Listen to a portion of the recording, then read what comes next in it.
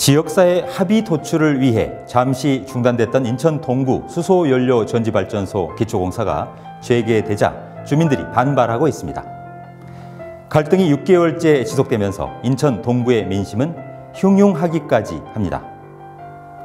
주민들의 집단 반발 배경에는 수소발전소의 안전성이 명확하게 검증되지 않은 상태여서 불안하다는 심리가 작용하고 있습니다.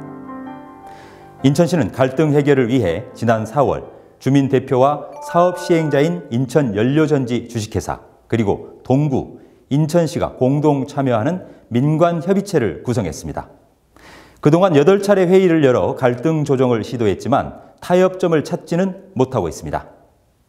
민관협의체는 환경감시단을 운영하고 발전기금을 조성해 완충 녹지를 조성하는 한편 주민 펀드를 조성하자는 상생 방안을 제시했습니다.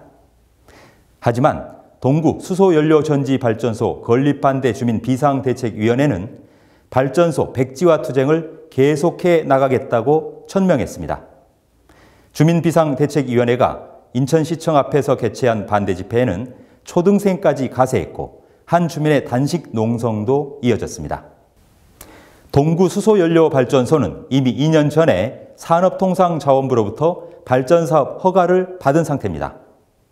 그런데 주민들은 이런 사실을 새까맣게 모르고 있다가 지난해 12월 동구의 건축허가 직후 알게 되자 불통 행정을 질타하고 있습니다.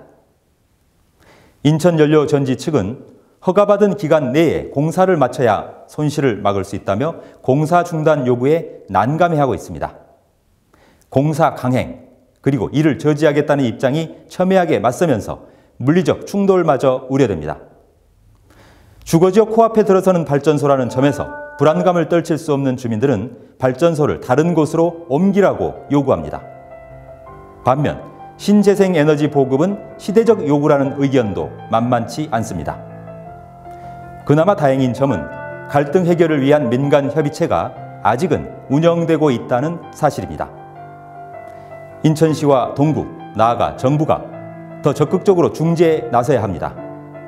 그래서 사회적 대타협을 이루는 선례가 만들어지길 기대합니다. 인천일보TV 논평이었습니다. 사장님이 놀란 이유는 바로 서로 이음 때문. 가맹점에게 0.5% 카드 수수료 지원하고 매출 증대 돕기 때문. 손님도 놀란 이유는 사용자에게 10% 캐시백, 30% 소득공제가 있기 때문. 서로 이음하면 거짓말 같은 혜택이 쌓인다.